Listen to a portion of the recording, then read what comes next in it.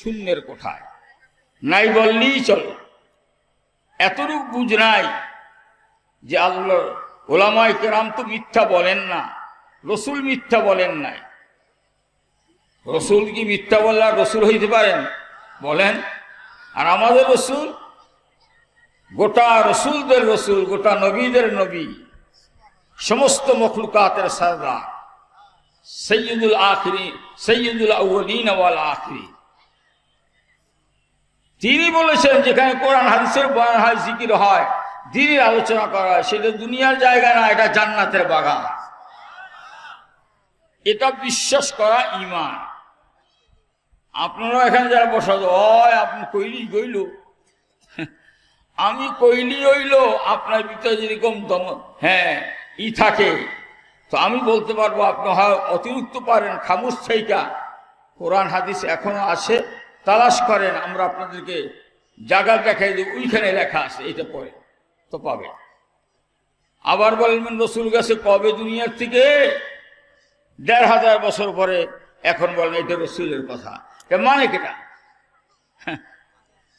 কোরআন ও সুন্নাহ এটা তা কিয়ামত নির্ভুলভাবে এই জমিনে থাকবে। আদা করেছেন কে? আল্লাহ। জোরে বলেন কে? আউযুবিল্লাহ, নাউযুবিল্লাহ। এই কথা যদি কেউ বিশ্বাস করে না করে, তার ঈমান থাকবে না। কোরআনে আল্লাহ পাক বলেন, করুন আমার সাথে সাথে, আউযু বিল্লাহি মিনাশ শাইতানির রাজীম, ইন্না নাহনু নাযালনা যিকরা ওয়া ইন্না লাহু লাহাফিজুন। আমানতু বিল্লাহ। আল্লাহ বলেন, আমার প্যারে হাবিব মুহাম্মদ রাসূল উম্মতগণ শুনো, এর পূর্বে 104খানা কিতাব আমি আল্লাহ নাজেল করেছি, আরো ছোট ছোট কিতাব সহিহ নাজেল করেছি, সেগুলো বিলুপ্ত হয়েছে, সেগুলো তোমাদের কারো কাছে নাই। কেন? এটা আমি আল্লাহ এই ফয়সালা করেছি। এই জন্য যে শেষ যুগে সর্বশ্রেষ্ঠ নবীর উপর যে কিতাব কোরআন নাজেল করব, ওই কোরআনের মধ্যে আসমান, ইতিপূর্বে আসমানে যত কিতাব ছিল এবং তার মধ্যে মৌলিক বিষয়গুলো যা ছিল সব কোরআনে আমি জমা করব, এবং কোরআনে শুধু তাই না, তার থেকে অনেক অনেক গুণ বেশি আমি একত্রিত বা জমা করব। আর এই কোরআন হেফাজত করা, গোটা আসমানি কিতাব হেফাজত করা। সুবহানাল্লাহ।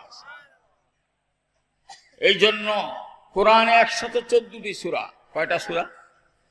জোরে বলেন। পর্দায় মা বোনের, আপনারা অনেকে জানেন, আবার জানেন না। আর মেলায় যারা বোরকা পরে হাঁটতেছেন, মাথায় ওড়না বাজার করতে আসছেন, ধিক্কার আপনার বিবিদের উপর। আপনি একটি ঘরের আদর্শ মেয়ে, ইমানদার, বাজারে অনেকদিন আসবে, বাজার কালো বাজারে পাবেন, আজ যা বাজারে পাবেন কালকে সেইটা বাজার নাই। এই হুমড়ি খাইয়ে কেন করেছেন? শয়তান আপনাদের পিছনে পরামর্শ দিয়া বাজারে ঘুরাইয়া আপনার নামটা জাহান্নামীদের লিস্টিভুক্ত করে দিবে। আর যারা এখানে আসবে তাদের নাম হবে কি গান? জান্নাতের খাতায় লিস্টিভুক্ত। তো কোরআন আল্লাহ হেফাজত করতে বলছেন, অর্থাৎ কোরআনের শব্দ, বাক্য, তার অর্থ সম্পূর্ণ আল্লাহ পাক সংরক্ষণ করবে। আর কোরআনের পরে হাদিস হচ্ছে কোরআনের ব্যাখ্যা, রাসূলের হাদিস আর সুন্নাহ। এটা বাদ দিয়ে কেউ কোরআন শরীফ বুঝবে না, বুঝানো সম্ভব। আতর, আপনার স্বামী আপনাকে, আমি মহিলাকে সম্বোধন করতেছি, আপনার স্বামী আপনাকে একটা আতরের শিশি দিয়েছে, এটা সংরক্ষণ করো। সংরক্ষণ যদি করতে হয়, শুধু আতর সংরক্ষণ করবে না, আতরের ডাব্বা বা এই শিশিটা, আতর দানিটা, এটাও হেফাজত করবে না, না শুধু আতর? বলে আতর তো হেফাজত করতে হলে ডাব্বা থাকতেই হবে। আল্লাহ বলে আমি কোরআনকে সংরক্ষণ করবো, তার মানে কোরআনের ব্যাখ্যা বিশ্লেষণ আমি রাসূলের দ্বারা করাইছি, সেটাও সংরক্ষিত হবে। আজ যারা কোরআন মানে হাদিস মানে না, প্রকৃতপক্ষে তারা কোরআনই মানে না, একদল এই বাংলাদেশেও আছে। তারা নাম শিক্ষিতর নামে অশিক্ষিত, জ্ঞানীর নামে মূর্খ। এই কোরআনের উপর চ্যালেঞ্জ আজও আছে। পৃথিবীর কেউ এই কোরআনে কারিমের সামনে একটি আয়াত পেশ করতে পারেনি, একটি বাক্য পেশ করতে পারেনি, আর পারবেও না। মানুষ অনেক কিছু আবিষ্কার করেছে। আপনারা দেখেন, যারা নিয়মিত খবর দেখেন, এখন বলে বিজ্ঞানদের এই যন্ত্রপাতি নিয়ে যারা পরীক্ষা নিরীক্ষা করতেছে, এরা বলে জাহান্নামের কুয়ো হয়েছে কত লক্ষ কোটি কোটি মাইল দূরে। এই পৃথিবীর মতন কয়েক লক্ষ পৃথিবী যদি সেখানে ফেলে দেওয়া হয়, সেই গর্ত বন্ধ হবে না, আগুন তার ভিতর আছে। জাহান্নাম হচ্ছে সপ্ত জমিনের নিচ। সিজ্জিন বৈজ্ঞানিকেরা এখানেও খনন করেছে। চীন খনন করতে করতে এমন জায়গায় বাধাগ্রস্ত হয়েছে, সম্ভব না আর নিচে যাওয়া। অনেকে বলছে সেখান থেকে চিৎকারের আওয়াজ আসতেছে।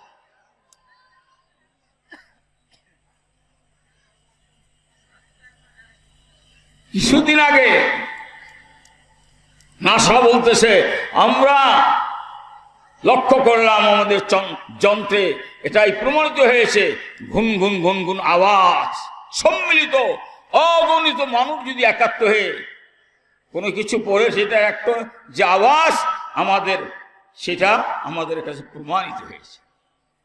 এর দ্বারা তারা বলে, প্রথম আসমানে সিজদারত অবস্থায় যে ফেরেশতারা আছে, তারা মাওলার জিকিরে মশগুল, তারই আওয়াজ আমরা শুনেছি। আমাদের দেশের মানুষ মাতৃভাষায় মূর্খ, দিনের বিষয়ে তো আরো মূর্খ। তো আমরা জান্নাতের বাগানে বসে আমরা খুশি না বেজার? গাজীপুর থেকে গাড়ি ছেড়ে যায় ঢাকা, তো গাজীপুরে চৌরাস্তা হোক বা যে স্টেশনে বলছে ঢাকা ঢাকা ঢাকা ঢাকা, বলে না? ময়মনসিংহ থেকে গাড়ি ছেড়ে আসে ঢাকা, তো ময়মনসিংহ বাস টার্মিনালে বলতেছে এই ঢাকা ছেড়ে যায়, ঢাকা ঢাকা ঢাকা। এক যুবক বলছে, কি বলো, এটা তো ময়মনসিংহ, তুই ঢাকা ঢাকা করো কা? এটা তো গাজীপুর, তুই ঢাকা ঢাকা বলো কা? বলে, বুঝো না, তুই তো বোকা। টিকিট কেটে যদি আমার গাড়িতে উঠতে পারো, কয়েক ঘন্টার ব্যবধানে বাংলাদেশের রাজধানী তোমাকে ঢাকা পৌঁছানো। কি কথা তো এটাই বলছি নাকি? ময়মনসিংহ বলছি, তার মাই বুঝো না, ঢাকা ঢাকা। এই টার্মিনাল থেকে যদি তুমি ঢাকার টিকিট কাটতে পারো, কয়েক ঘন্টার ব্যবধানে তোমাকে বাংলাদেশের রাজধানী ঢাকা পৌঁছানো। কি কথা বুঝতেছেন? আল্লাহ রসুল বলছে এটা জান্নাতের বাগান। তার অর্থ, তুমি এখানে আসবে, বসবে, ধীর স্থির ভেবে কোরআন ও হাদিসের আলোচনা শুনে তোমার আত্মার মধ্যে যদি প্রভাব হয় আল্লাহর থেকে, না আল্লাহর কাছে নাফরমানি থেকে তুমি ক্ষমা চাইলা, নেক কাজ করার জন্য পাক্কা ওয়াদা করলা, আল্লাহ পাক তোমার আমার দিলের দিকে তাকায় আসে। আল্লাহ বলে, বান্দা বান্দি রে, তোরা মাহফিলে কোরআন হাদিসের আলোচনা শুনলি, এর উপর আমল করার জন্য চেষ্টা করলি, আল্লাহ রসুল সেই সব শুভ সংবাদ দিচ্ছে।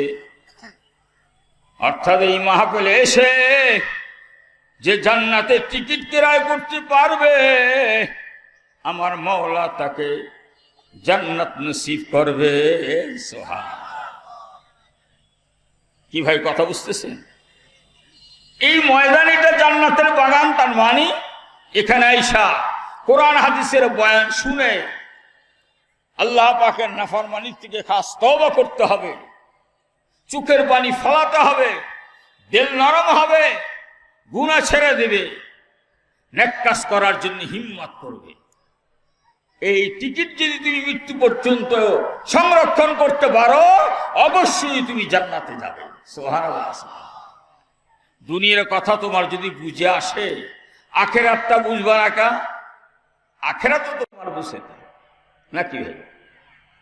আমার দাদা হুজুর ইসহাক সাহেব রহমতুল্লাহ আলাই বয়ান করতেন বরিশালের আঞ্চলিক ভাষায়। এমন আঞ্চলিক ভাষা এর থেকে আর নিম্নমানের বাংলার হইতে পারে না। কিতাবের অনেক জায়গা আছে, তার কিতাব পড়ে দেখবেন, 27খানা কিতাবের গাছ। বাবা তোমার নাম রাখছে বাবা আব্দুর রহমান, পাশে একটা হিন্দু তার নাম রাখছে হরিচরণ। আজান যখন হয় হরিচরণ মসজিদে যায় না। ও বা আব্দুর রহমান তুমিও আজান দিলে মসজিদে যাও না। হরিচরণ গান বাজনা থিয়েটার বুক নিয়ে সিনেমায় যায়। ও বা আব্দুর রহমান তুমিও গান বাজনা থিয়েটার বুক নিয়ে সিনেমায় যাও। হরিচরণ সুদ খায় ঘুষ খায় হারাম খায়। আব্দুর রহমান তুমি সুদ খাও ঘুষ খাও হারাম খাও। এবার তুমি বলো হরিচরণের জন্য যদি জাহান্নাম হয়, ও বাবা আব্দুর রহমান তোমার জায়গা হবে কোথায়? কি কথা বুঝছেন? বুঝছেন? অস্ত এটাই করতো। এই অস করলে ময়দান থরথর করে কে করত, কলবের মধ্যে ধাক্কা মারত। আফসোস, কথা তো সত্য। আজকাল গোটা মুসলিম পরিবার কাফের মুশরিক বেঈমানদের পরিবারে পরিণত হয়েছে। এদেশে 92 জন মুসলমান, তার সন্তানেরাও তো মুসলমান।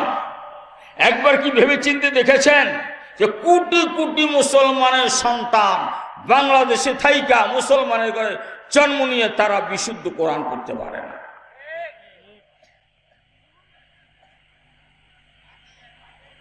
কে বাধা দিয়েছে কোরআন শরীফ বিশুদ্ধ করার জন্য?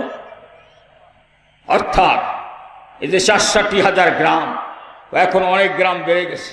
প্রত্যেকটি গ্রামে মুসলমানের সন্তান যাতে কোরআন পড়তে না পারে তার ব্যবস্থা করা হয়েছে। বরং উল্টা বলে গান শিখতে পারে কি, এই জন্য টিচার বা শিক্ষক নিয়োগ দেওয়া হয়েছে। অথচ মুসলমানের সন্তানেরা কোরআন পড়ার ব্যবস্থা সরকারের পক্ষ থেকে তদ্রূপ আয়োজন নাই। বোঝা গেল এই সরকার মুসলমানের সরকার না। স্বাধীনতার পর থেকে নিয়ে যেই সরকারগুলো এসেছে সব হচ্ছে মুনাফেক, বিদেশিদের পাও চাটা। ক্ষমতায় তারা বসেছে, ক্ষমতায় বসার জন্যই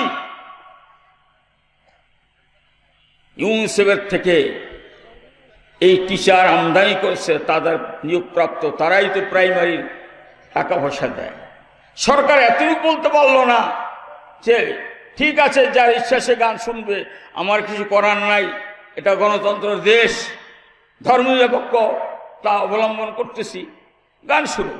কিন্তু আমি তো মুসলমান, এদেশে 92 জন মুসলমান, প্রত্যেকটি মুসলমানকে বিশুদ্ধ কোরআন এবং বিশুদ্ধ নামাজ যাতে পড়তে পারে তার ব্যবস্থা আমার করতেই হবে, না করে কোনো উপায় নাই।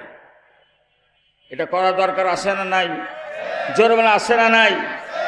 এখন তো দেশের বিজয় যে পরিস্থিতি, একদল তো ক্ষমতায় যাবে, যাবে কি যাবে না? এর মধ্যে একদল তো ক্ষমতা অনেকবার ছিল, দুর্নীতিতে তাদের সুনাম হোক বদনাম হোক হয়েছে। একবারও তো বলে না যে আমরা যদি ক্ষমতায় যাই এদেশের কোনো মুসলমানের সন্তান বেনামাজি থাকবে না। আমরা যদি ক্ষমতায় যাই প্রাইমারি সকল ছেলে মেয়েকে বাধ্যতামূলক আমরা কোরআন শিখাবো, নামাজ শিখাবো। এই কথা শুনছেন তাদের থেকে? কেন বিগত দিনও করে নাই, এখনো ক্ষমতায় কোনোদিন করবে না। এই জন্য বলি এই সরকার তো মুসলমানের সরকার না।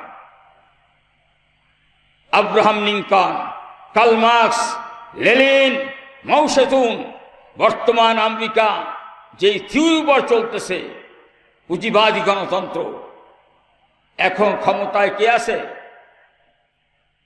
কথা বলেন। আমেরিকার প্রেসিডেন্ট কে এখন?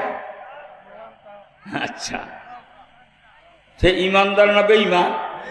জোরে বলেন না? বেঈমান, পাক্কা বেঈমান। সে আল্লাহর দুশ্মন, রসুলের দুশ্মন, মুসলমানদের দুশ্মন, মসজিদ মাদ্রাসার দুশ্মন, আমাদের সন্তানের দুশ্মন। সে আমেরিকার গণতন্ত্র এই দেশে বাস্তবায়ন বিগত দিনেও ছিল, এখনো তারা করতে চায়। তো মুসলমান, আমাদের মুসলমান সন্তানের জন্য এমন কোন নৈতিক শিক্ষা তারা দিচ্ছে না, যার দ্বারা আমাদের সন্তানরা কি হবে, ভালো হবে, উত্তম চরিত্রবান। বরঞ্চ আমি তো বলি, primary, high school, college, varsity পর্যন্ত মুসলমানের সন্তানরা লেখাপড়া করতেছে। এই ভার্সিটি পর্যন্ত লেখাপড়ার মাধ্যমে মুসলমান, ইমানদার মুসলমানের প্রত্যেকটি সন্তানকে বিনা ছুরিতে জবে করে দেওয়া হয়েছে। এদেরকে তৈরি করা হয়েছে ইসলামকে এই দেশ থেকে চিরদিনের জন্য মুছে দেওয়ার জন্য। আজ যারা বিশেষ ক্যাডার বড় বড় অবিচার হচ্ছে, কয়জনে বিশুদ্ধ কোরআন পড়তে পারে? ওলামায়ে কেরাম উপর দায়িত্ব যে কিয়ামত পর্যন্ত আনেওয়ালা সকল মানুষের কাছে পূর্ণাঙ্গ দিন পৌঁছায় দিতেই হবে। আগে নিজের দেশ বাঁচাও, পরে অন্য দেশের খবর নাও। কু আনফুসাকুম ওয়া আহলিকুম নারা। তুমি তোমার কে জাহান্নামের আগুন থেকে বাঁচাও, তোমার আওলাদ ফরজন্দ তাদেরকে জাহান্নামের আগুন থেকে বাঁচাও। এই জন্য যিনি মেম্বার, যে কয়টা ওয়ার্ড নিয়ে একজন মেম্বার হয়, ওইখানে প্রত্যেকটা মুসলমানদেরকে দিন শিক্ষা দেওয়া প্রথমত ওই মেম্বারের উপর ফরজ। মেম্বার, দ্বিতীয় হচ্ছে চেয়ারম্যান, এমপি, মিনিস্টার, মন্ত্রী, যারাই তোমরা ক্ষমতায় যাচ্ছ, যদি তুমি মুসলমানের সন্তান হয়ে থাকো, তুমি যদি তোমার বাপের ঔরাজ্যের সন্তান হয়ে থাকো, তো তোমার উপর ফরজ হচ্ছে তুমি নিজেও জাহান্নামের আগুন থেকে বাঁচবা, এদেশের গোটা মুসলিম মিল্লাতকে বাঁচাবা। সেদিকে নাই, উনি পুঁজিবাদী গণতন্ত্র লই আসছে।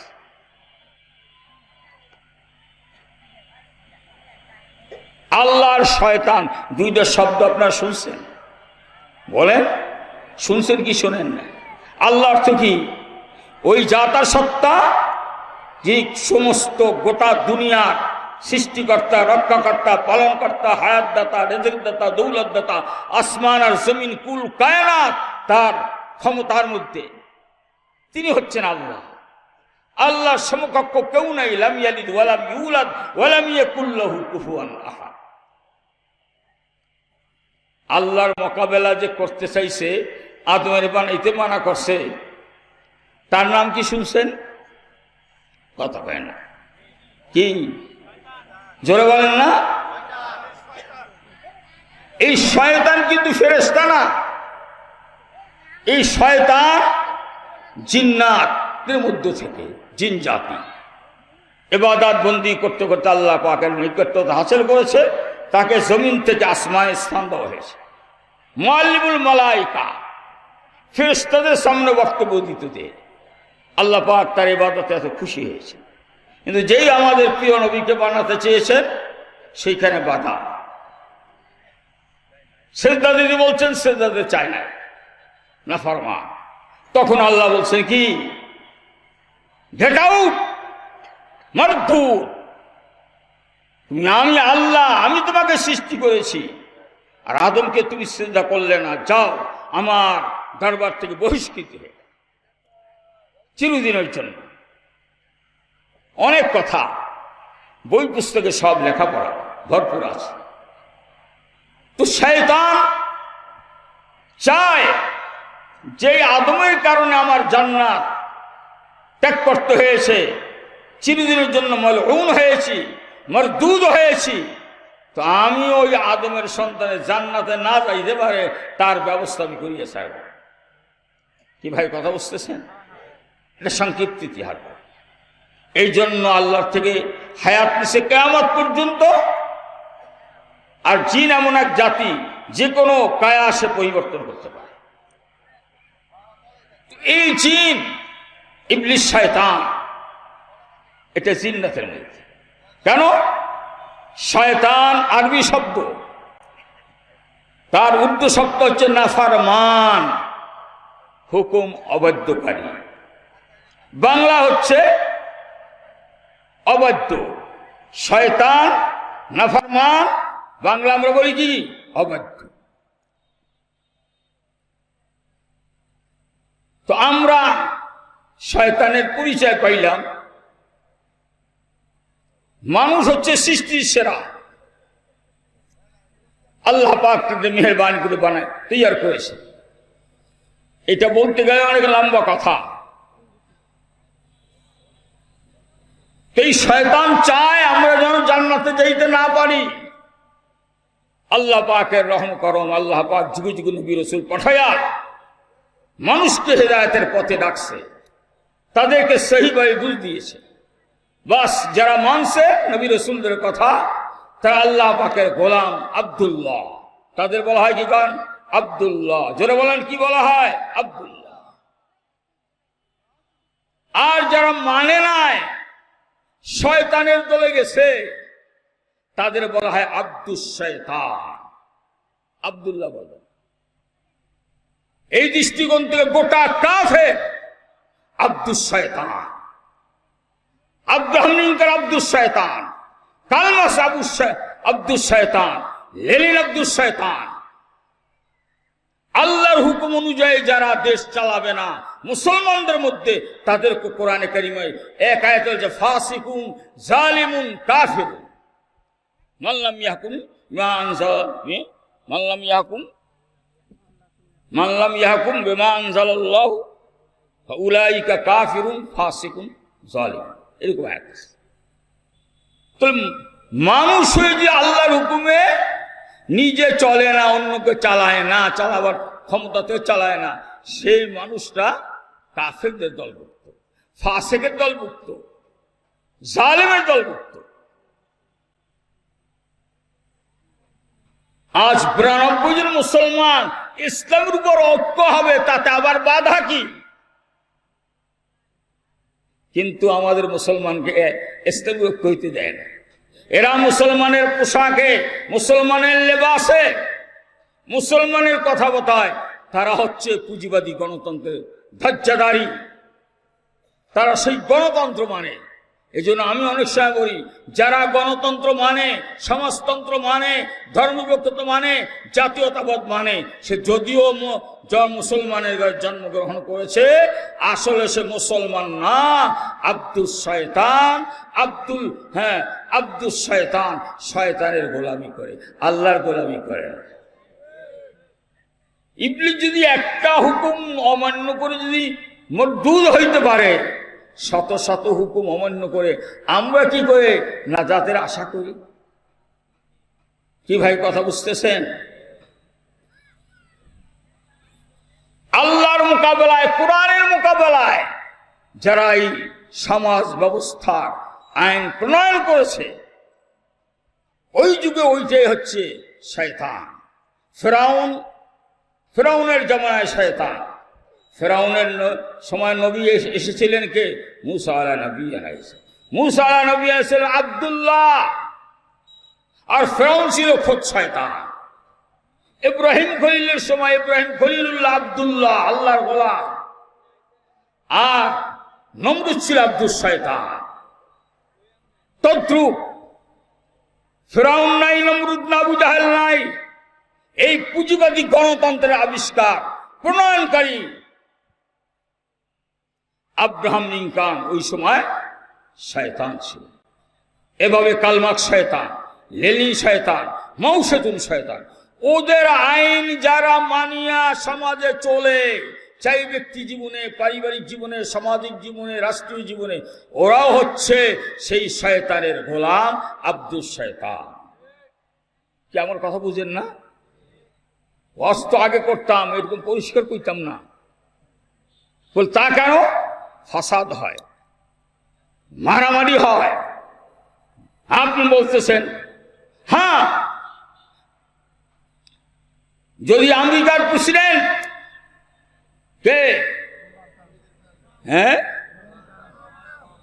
ট্রাম্প, সে যদি আব্দুস শয়তান হয়, আল্লাহর আইনের সামনে আব্রাহাম লিঙ্কনের আইন মানিয়া চালাইয়া যদি আব্দুস শয়তান হয়, তো এই দেশে জিয়াউর রহমান এরপর শেখ মুজিবুর রহমান, এর আগে যারা যারা প্রেসিডেন্ট ছিল তারা সেই শয়তানের আইন মাইনা তারাও হচ্ছিল আব্দুল শয়তান।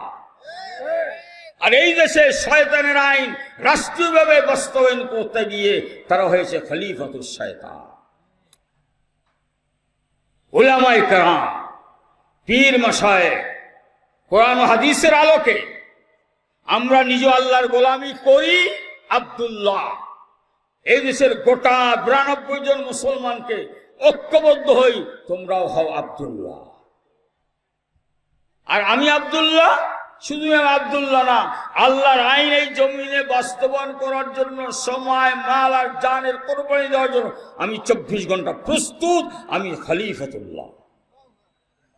আর তোমরা গণতন্ত্র প্রতিষ্ঠিত করার জন্য দিন নাই রাত নাই, মেম্বার থেকে, চেয়ারম্যান থেকে, এমপি থেকে, মিনিস্টার থেকে যা কিছু তোমরা জালিয়াতি করতেছো, চুরি ডাকাতি বাটপারি আর যা কিছু তুমি বিদেশে প্রচার করতেছো, তোমরা নিজেরাও আব্দুস শয়তান আর খলিফাতুস শয়তান। এখন এই দুই দলের সাথে বাদাবাদি হবে কি হবে না? কালো হুজুর এরাও তো মুসলমান। মুসলমান কাকে বলে? যে আল্লাহর হুকুম, রসুলের তরিকায় গোটা জীবনের প্রতিটি ক্ষেত্রে যারা মানার মতন মানে, চেষ্টা করে, তারা হচ্ছে ইমানদার মুসলমান। আগে আমি মরহুম ইসহাক সাহেবের বয়ান নকল করছি। মুসলমানের ঘরে জন্ম নিলে মুসলমান হয় না, নাম রাখলে মুসলমান হয় না, 14 গোষ্ঠী মুসলমান হলে সে মুসলমান হয় না। মুসলমান কাকে বলে? যে ইমানদার এবং নেক আমল যে করে, তাকে বলে মুসলমান। আপনি জন্মগ্রহণ করিয়ে মুসলমান হয়ে যাইবেন। তাহলে নূহ আলাইহিস সালামের বংশে তার অভিজাত সন্তান কি ছিল বলেন? শোনেন না? নূহ আলাইহিস সালাম তুফানে ডুবে তার শয়তানকে, তার আওলাদকে ডাকছে কেনান। তো কেনান শয়তান, যেহেতু আব্দুল শয়তান, ওই শয়তানের গোলামি করে। নবীর কথা সন্তান হইয়াও সে নবীর কথা মানে না। এখন সময় আসছে, দেশ বাঁচাও, জাতিকে বাঁচাও, মুসলমানের প্রত্যেকটি সন্তানকে বাঁচাবার জন্য আজ আমরা চেষ্টা করব। এই চেষ্টার জন্য আমার শায়খ মুর্শিদ পীর সাহেব চরমনাই রহমাতুল্লাহ বলেছেন, এটা অস্ত্র শস্ত্র দিয়ে যুদ্ধ করিয়া পারবা না। যদি করতে হয় এদেশে 68,000 গ্রামে 68,000 দুর্গ নির্মাণ করো, সেনানিবাস নির্মাণ করো। এই দুর্গ আর সেনানিবাস আর কিছু না, আদর্শ কোরআনী মাদ্রাসা। এই মাদ্রাসায় যারা লেখাপড়া করবে, এই আসরে জহুরের পর থেকে শুনেছেন, ছোট্ট ছোট্ট বাচ্চারা, মাসুম বাচ্চারা আল্লাহ চিনেছে, রসুল চিনেছে, আল্লাহর কোরআন পড়ে, আল্লাহর সামনে দাঁড়ায়, আল্লাহকে রুকু দেয়, সিজদা দেয়। এবাইশো এই বাচ্চা এখন পর্যন্ত নামাজ ফরজ হয় নাই, শরীয়তের হুকুম তার উপর লাগে নাই, আল্লাহর গোলামি করার জন্য তারা প্রস্তুত হয়ে গেছে। সুবহানাল্লাহ বলেন না? এরা কি হবে? আব্দুল্লাহ। কি হবে ধরে বলেন? বড় হইয়া এই দেশে ইসলামী হুকুমত প্রতিষ্ঠিতের জন্য চেষ্টা করবে, এরা হবে খলিফাতুল্লাহ। আল্লাহর আব্দুল্লাহর অভাব নাই। কুত্তা আব্দুল্লাহ, শুয়ার আব্দুল্লাহ, গাদা আব্দুল্লাহ, হায়ওয়ান আব্দুল্লাহ, যেহেতু আল্লাহর গোলাম। কি শুয়ার কার কথা মানে? আল্লাহর কথা মানে। কুত্তা কার কথা মানে? এইভাবে তাদের তৈরি করছে, তারা আব্দুল্লাহ। কিন্তু আল্লাহ পাক মানুষকে যে আব্দিয়াতের মাকাম, গোলামিয়াতের মাকাম দিয়েছে, এটা শুয়ার গাধার মতো না। এটা দিয়ে আল্লাহ রসুল সর্বোচ্চ মাকাম।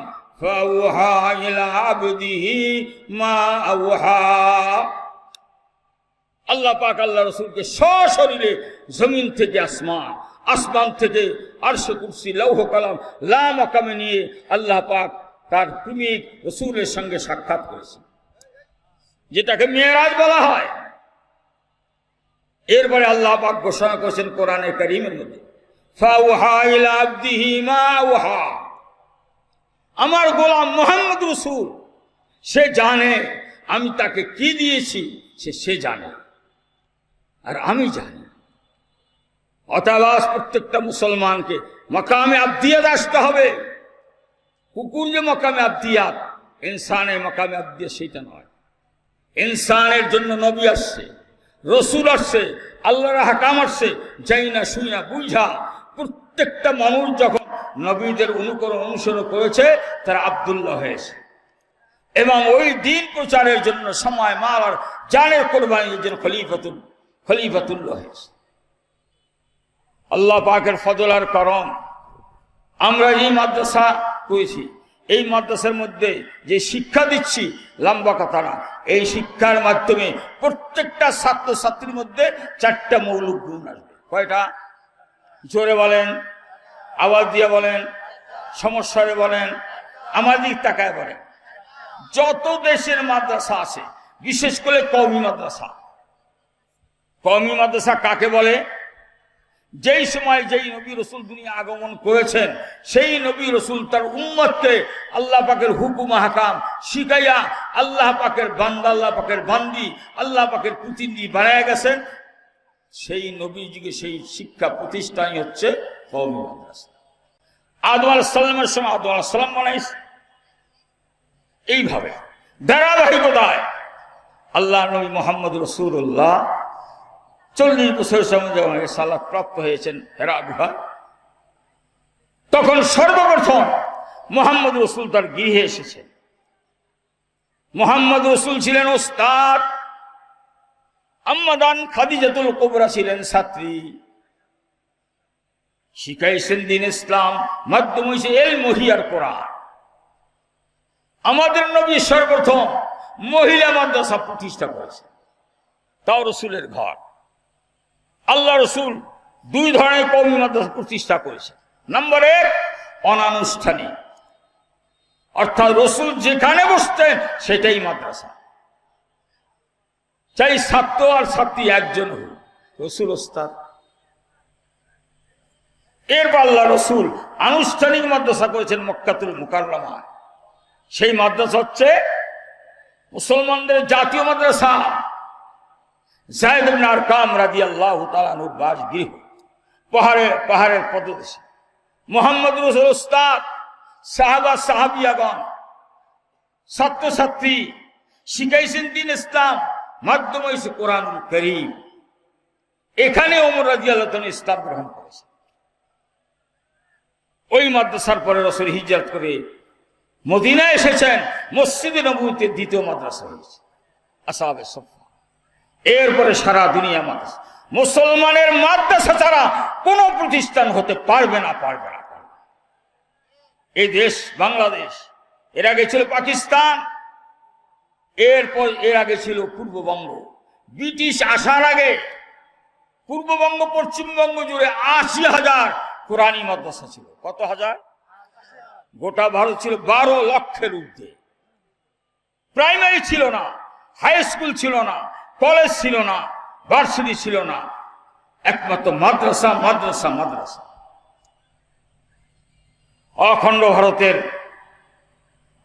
যারা 700 বছর ঊর্ধ্বে রাজত্ব চালিয়েছেন তারা কোরআনে মাদ্রাসায় পড়ে গোটা ভারতের সম্রাট হয়েছে, ওজির আজম হয়েছে, প্রধানমন্ত্রী হয়েছেন, ওজিরে খারেজা পররাষ্ট্রমন্ত্রী হয়েছেন, ওজিরে দাখিলা স্বরাষ্ট্রমন্ত্রী হয়েছে। গোটা ভারত পরিচালিত করেছেন কোরআনে।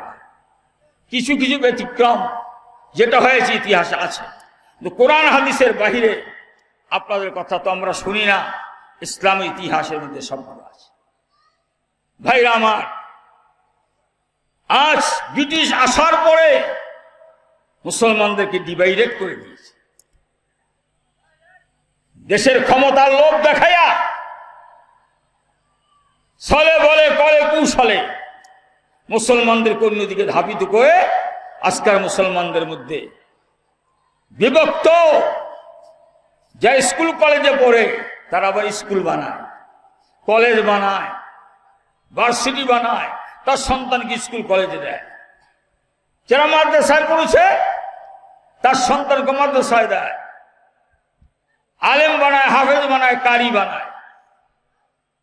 কি ভাই কথা সত্য বললাম মিথ্যা বললাম?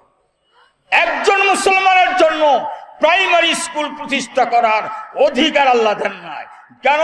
ওই প্রতিষ্ঠানে আল্লাহর পরিচয় নাই, রসুলের পরিচয় নাই, কোরআন বিশুদ্ধ পড়ায় না, নামাজ শিক্ষা দেয় না। ওই প্রতিষ্ঠান মুসলমানের নয়, মুসলমানের প্রতিষ্ঠানের মধ্যে যারা লেখাপড়া করবে তার মধ্যে কয়টা গুণ থাকতে হবে? 4টে। মাদ্রাসা করলেও 4টে গুণ থাকতে হবে। স্কুল কলেজে যদি বলেন যে আমাদের স্কুলটা ভালো স্কুল, আমি প্রশ্ন করব 4টে বৈশিষ্ট্য প্রত্যেক ছাত্রবৃন্দ আছে কিনা। 1 নম্বর তাওহীদে খালেস। 1 নম্বর কি কন? জোরে বলেন। তাওহীদে খালেস, লা ইলাহা ইল্লাল্লাহ। প্রত্যেকটি মুসলমানের সন্তান বিশুদ্ধভাবে উচ্চারণ করতে শিখবে লা ইলাহা ইল্লাল্লাহ। শিক্ষক যারা তারাও এই শিক্ষায় শিক্ষিত হবে। জবানে তাদের লা ইলাহা ইল্লাল্লাহ। মুসলমানের সন্তানের জবানে শুধু লা ইলাহা ইল্লাল্লাহ। জবান থেকে অর্ধ হাত, বাম দুধের 2 আঙ্গুল নিচে কলবার আত্মা সেখানেও মজবুত আকারে চঙ্গল মারবে লা ইলাহা ইল্লাল্লাহ। মুসলমানের আত্মার মধ্যে যদি ঈমানের দানা বপন হয়, এই ঈমানের দানা ফাইটা, ঈমানের দানার শিকড় মুসলমানের আত্মার মধ্যে চঙ্গল মারবে। তার কাণ্ড, শাখা প্রশাখা জমিন থেকে আসমান, আসমান থেকে আরশ আজিম, আরশ আজিম থেকে লামাকাম। এই শিক্ষা যেই মাদ্রাসায় দেয় সেটা মুসলমানের মাদ্রাসা। আর এই শিক্ষা যেখানে দেওয়া হয় না সেটা মুসলমানের মাদ্রাসা নয়, ধান্দার মাদ্রাসা, পেট নীতি আর পকেট নীতির মাদ্রাসা, দুনিয়ায় খাওয়া পড়ার জন্য মাদ্রাসা। এটাকেও ওলামায়ে কেরাম অনুমতি দেয়। আগে মুসলমান হও, পরে ওইসব করা, যদি ভালো লাগে কইও, কিন্তু সাবধান, আলেমদের সাথে পরামর্শ করো। কোটি কোটি মুসলমানের সন্তান কলেমা হারা। লক্ষ্য করুন, সারা বাংলাদেশে primary, high school, college, varsity আছে না নাই? কোটি কোটি মুসলমানের সন্তান সেখানে আছে না নাই? অথচ লা ইলাহা ইল্লাল্লাহ পড়তে পারে না। আপনি বলবেন ভুল বলতেছেন হুজুর, আমার ছেলে কলেজে পড়ে, স্কুলে পড়ে, লা ইলাহা ইল্লাল্লাহ। আমি বলি সেটা স্কুলের অবদান না, এটা ওলামায়ে কেরামের অবদান।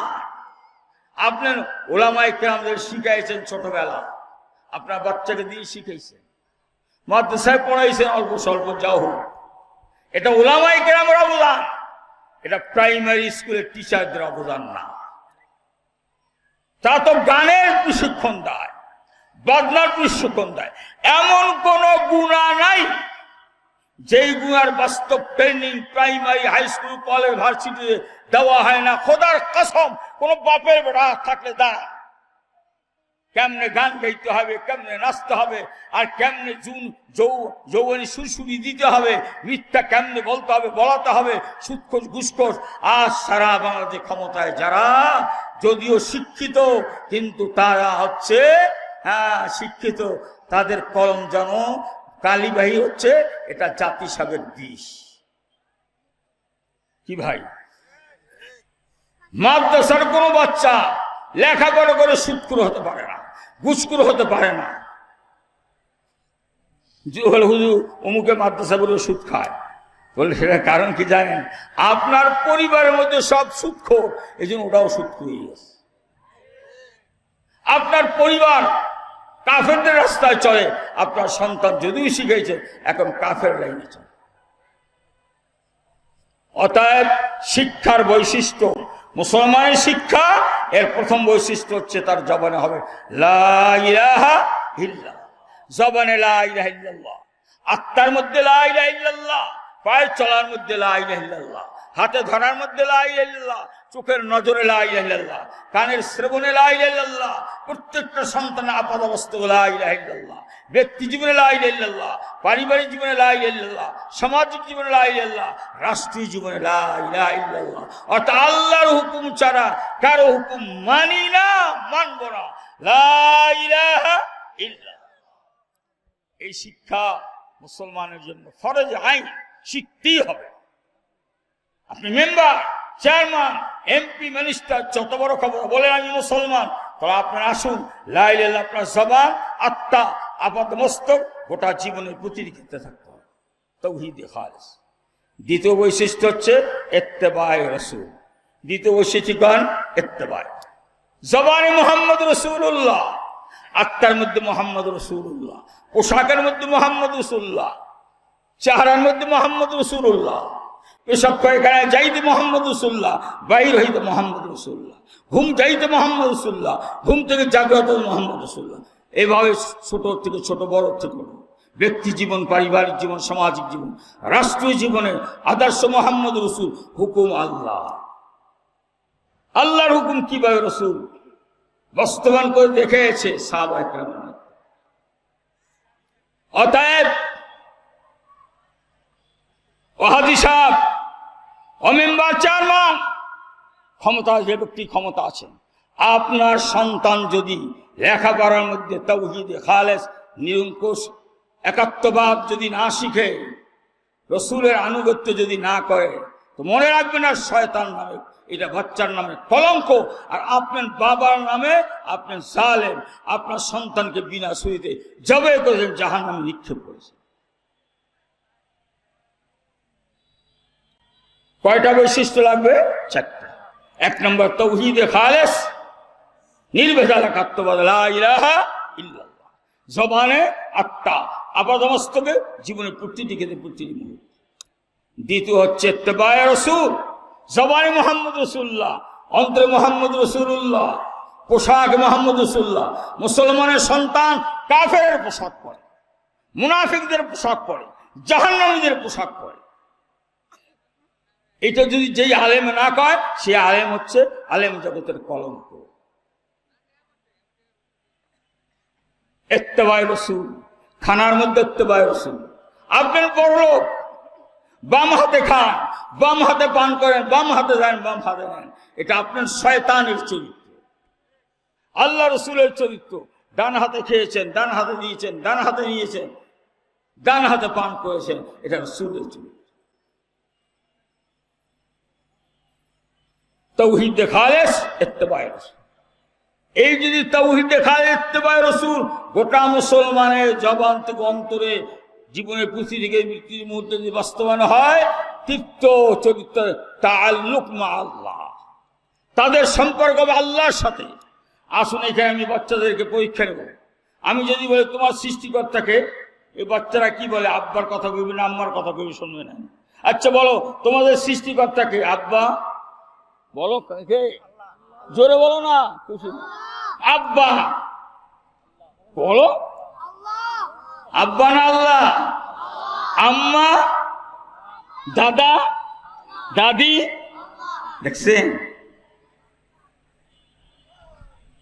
সৃষ্টি করা। আর এখানে তো আল্লাহ বলতে কি আছে সেইটাই মানে না। যখন আল্লাহর জবানে আত্মা হবে লা ইলাহা ইল্লাল্লাহ মুহাম্মদ রাসূলুল্লাহ, আল্লাহর সঙ্গে সম্পর্ক। যখন আল্লাহ পাকের সঙ্গে সম্পর্ক হবে, যেভাবে রসুলের সাহাবীরা ছিলেন, মুহাম্মদ রাসূল উস্তাদ, সাহাবা সাহাবীগণ ছাত্রছাত্রী, শিখাইছেন দ্বীন ইসলাম, মাধ্যম ছিল কুরআন শরীফ। তাদের মধ্যে প্রথম বৈশিষ্ট্য হয়েছে লা ইলাহা ইল্লাল্লাহ, তাওহীদে খালেস। গোটা সাহাবায়ে কেরামের মধ্যে লা ইলাহা ইল্লাল্লাহ, আত্মার মধ্যে লা ইলাহা ইল্লাল্লাহ, আপাতমস্তকে লা ইলাহা ইল্লাল্লাহ। দ্বিতীয় ইত্তেবায়ে রাসূল, গোটা সাহাবায়ে কেরামের চেহারায় মুহাম্মদ রাসূলুল্লাহ, পোশাক পরতে মুহাম্মদ রাসূলুল্লাহ, পোশাক খুলতে মুহাম্মদ রাসূলুল্লাহ, ঘুম যাইতে মুহাম্মদ রাসূলুল্লাহ, ঘুম থেকে জাগ্রত মুহাম্মদ। গোটা সাহাবায়ে কেরামের মধ্যে এই চারটা মৌলিক গুণ হয়েছে ইত্তেবায়ে রাসূল।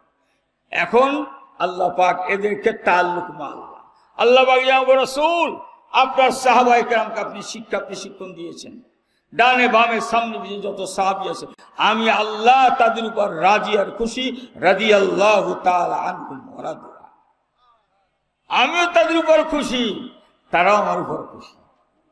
এরপরে চতুর্থ বৈশিষ্ট্য হবে এদেরকে আল্লাহ পাক ইসলামের ঝান্ডা দিবেন। কিয়ামত পর্যন্ত আনেওয়ালা ইসলামকে বিজয় করার জন্য সময়ের কোরবানি, মালের কোরবানি, জানের কোরবানি দিয়ে আল্লাহ পাকের নৈকট্যতা অর্জন করবে। আজ এই শতাব্দীতে আপনাদের সামনে প্রমাণ, আফগানিস্তান প্রাইমারি নাই, স্কুল নাই, কলেজ নাই, ভার্সিটি নাই, সব কওমি মাদ্রাসা। পৃথিবীর বড় শক্তিকে তাদের সামনে মাথা নত করতে তারা বাধ্য করেছে, আল্লাহ পাক করাইছে। অনেক হুজুর তাহলে আফগানিস্তান বানাইতে চান, তো উদাহরণ দিছি, যদি আল্লাহ নিয়ামত দেয় তো পাইবেন, নিয়ামত তো সস্তা না। তারা আমেরিকা রাশিয়ার বিরুদ্ধে কিভাবে যুদ্ধ করেছে, এখন দেশ সোনায় সোহাগা, খনিজ সম্পদ তার মালিকও তারা, উপরে নিচে সব জায়গায় সম্পদ আছে। এখন আমেরিকার সাথে টেক্কা লাগায়, অর্থনীতি বলে আমাদের অর্থনীতি আমেরিকার থেকেও বেড়ে যাবে ইনশাআল্লাহ। তো আমরা কেন পিছিয়ে? ভাইরা আমার, বড় বড় দল, কিসের দল? গণতন্ত্রের দল, সমাজতন্ত্রের দল। গণতন্ত্রের প্রবক্তা শয়তান, আল্লাহর দুশমন, রসুলের দুশমন। তারপরে চীন রাশিয়া যেই নীতিতে চলতেছে, সেটা তো আমার দেশে না। আমরা একটা দেশের সঙ্গে ব্যবসা বাণিজ্য করবো বলে, কিন্তু ইমানকে বিক্রি করে নয়, আমাদের কলিজার টুকরা সন্তানকে জবে করে নয়। আমরা মুসলমানিত্ব টিকাবো, তারপর এই জমিনের মধ্যে টিকে থাকবো।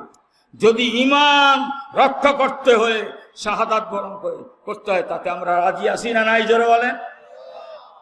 এই জন্য আমি বলবো, এই দেশে যত দল আছে সব গোড়ায় মুসলমান।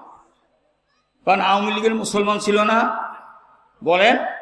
বিএনপি মধ্যে মুসলমান আছে না? তো মুসলমান হইয়া কাফেরদের নীতি বাস্তবায়ন করার জন্য উঠে উঠে লাগছেন তা? আপনার কি আব্দুল শয়তান? এদের সব মুসলমানকে শয়তানের গোলাম বানাইতে চান? কোরআন তো পরিপূর্ণ একটি জীবন ব্যবস্থা। কোরআনকে পদদলিত করে আমেরিকার আইন বাস্তবায়ন করা কিয়ামতের ময়দানে শয়তানদের সঙ্গে হাসর হবে। এই জন্য পীর সাহেব চরমনায় বলেছেন, এই দেশকে যদি বাঁচাতে চাও, দেশকে যদি রক্ষা করতে চাও, মুসলমান যদি টিকাতে চাও, গ্রামে গ্রামে পল্লীতে পল্লীতে আদর্শ কোরআনী মাদ্রাসা কি করো, প্রতিষ্ঠা করো। আগে মুসলমানের সন্তান মুসলমান হোক, তারপর দুনিয়া ব্যবসা বাণিজ্য যেহেতু প্রচলিত নিয়ম হচ্ছে বিদেশির সাথে করে, সেটা করুক, কিন্তু সেটা করার দরকার নাই। যদি করে আমি বাধা দিতে পারবো, আপনার মুসলমান আগে হবে। এক মন দুধ যদি ঘইষা মাখন বানায়, মাখন, এটা যদি সাগরে ফলাইয়া দেয়, নদীতে ফলাইয়া যায়, পানির সাথে মিশবে? জোরে বলে মিশবে। আর দুধ যদি 1000 মনও ফলাইয়া দেয়, দুধ তালাশ করে পাওয়া যাবে? আগে ইসলাম শিখান, ইমান শিখান, আল্লাহর পরিচয়, রসুলের পরিচয়, দ্বীন ইসলাম শেখার পরে আপনার ছেলে একটা মাখনের দালা হোক, আপনার পরিবারটা একটা মুসলিম পরিবার হোক। তারপর যদি কাফেরের পরিবেশে যায়, মুশরিকদের পরিবেশে যায়, আমরা আশা করি তাদের সিনার থেকে ইমান মুছে যাবে না। কি ভাই, কথা ঠিক না? এই জন্য বর্তমানে দেখেন, যাদের মা বাবা একটু চালাক চতুর, সন্তানকে ইমানদার বানাইয়া বিচারক বানাইছে। অনেক বিচারক দ্বীনের উপর মজবুত আছে, অনেক থানার বিচার ন্যায় নীতির উপর মজবুত আছে, আছে না নাই? জোরে বলেন। তালাশ করে অনেক পাবেন, দাড়িওয়ালা আছে, সুন্নতুল চলে। কিন্তু আপনার আপনার সন্তানকে জীবিত অবস্থায় দিল উপর চালাবার চেষ্টা করেন। আল্লাহ পাক এই মাদ্রাসাটি কাসিমুল উলুম গাজীপুর, মাদ্রাসা কাসিমুল গাজীপুর। কাসিমুল উলুম বলতে অনেক ব্যাখ্যা আছে। এটা বোঝা যায় উপমহাদেশে ভারতবর্ষে একজন মহান ব্যক্তিত্ব এসেছিলেন, যিনি দারুন দেওবান মাদ্রাসা প্রতিষ্ঠার সঙ্গে জড়িত ছিলেন। এই মাদ্রাসা রসুলের ইশারায় হয়েছে। ওই মাদ্রাসার প্রথম যিনি গুরুত্ব দায়িত্ব পালন করেছিলেন কাসিম নানতবী রহমতুল্লাহ। ওই মাদ্রাসা প্রতিষ্ঠিত হয়েছে একজন উস্তাদ, একজন ছাত্র। উস্তাদের নাম ছিল মোল্লা মাহমুদ, ছাত্রের নাম ছিল মাহমুদুল হাসান দেওবন্দি। তখন ব্রিটিশের যুগ চলতেছে।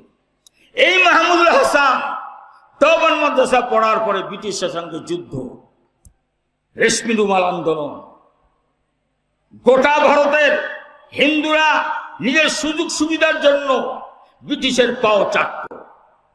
কিন্তু মুসলমান যখন ব্রিটিশের বিরুদ্ধে মজবুত হয়েছে, তখন ভারতে হিন্দুরাও অনেকে আসছে।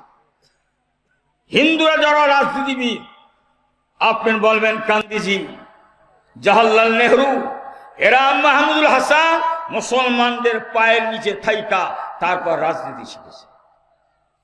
ইতিহাস এখনো ভারতের ইতিহাসে লেখা আছে। ভারতের স্বাধীনতার পক্ষে মুসলমানদের কোরবানি, এটা কোনোদিন অস্বীকার করা যাবে না।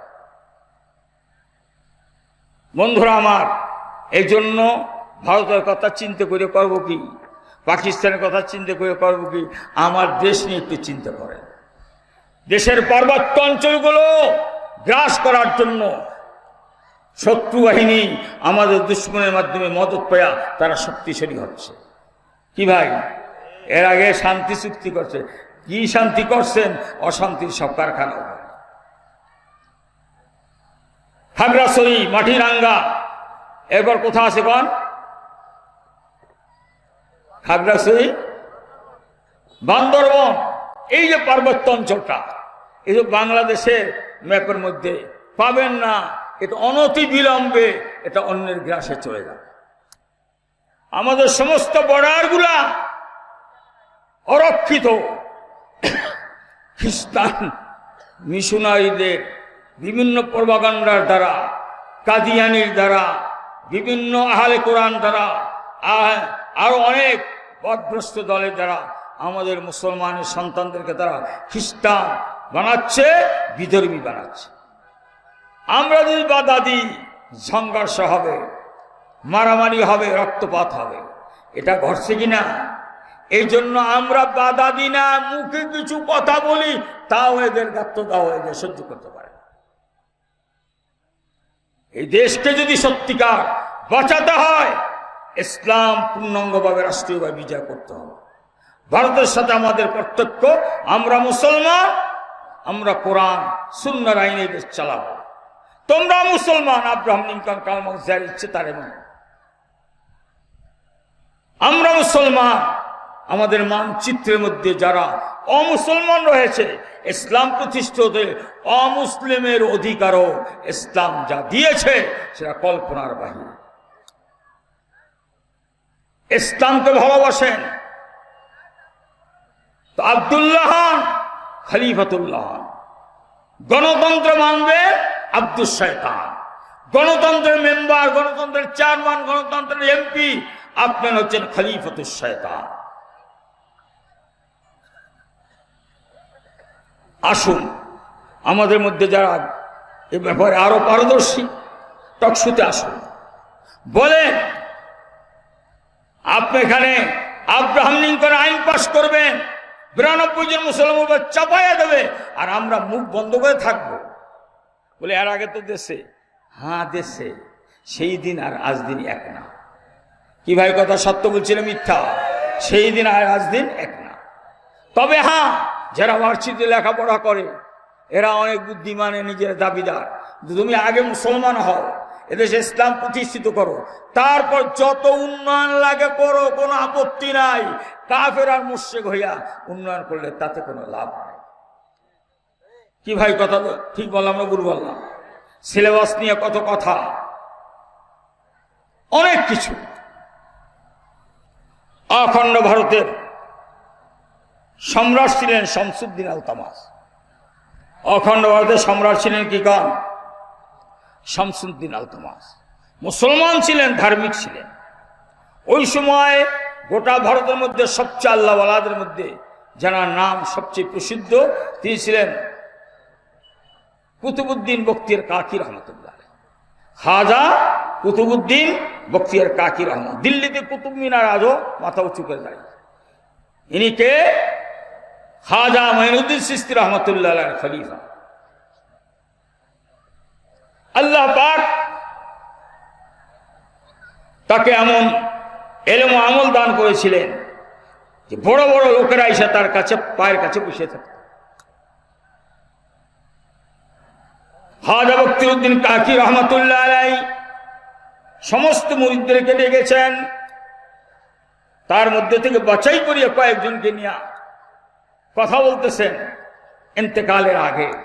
শোনো, আমার ইন্তেকাল হলে আমাকে গোসল দিবা, কাপনে কাপন পরাইবা, কবর খনন করবা, কিন্তু আমার জানাজার নামাজ দিবা না। হুজুর কি বলেন, আপনার জানাজার অপেক্ষা করতে, আমার জানাজার নামাজ পড়াবার জন্য কিছু কন্ডিশন আছে, শর্ত আছে। কি কন্ডিশন, শর্ত?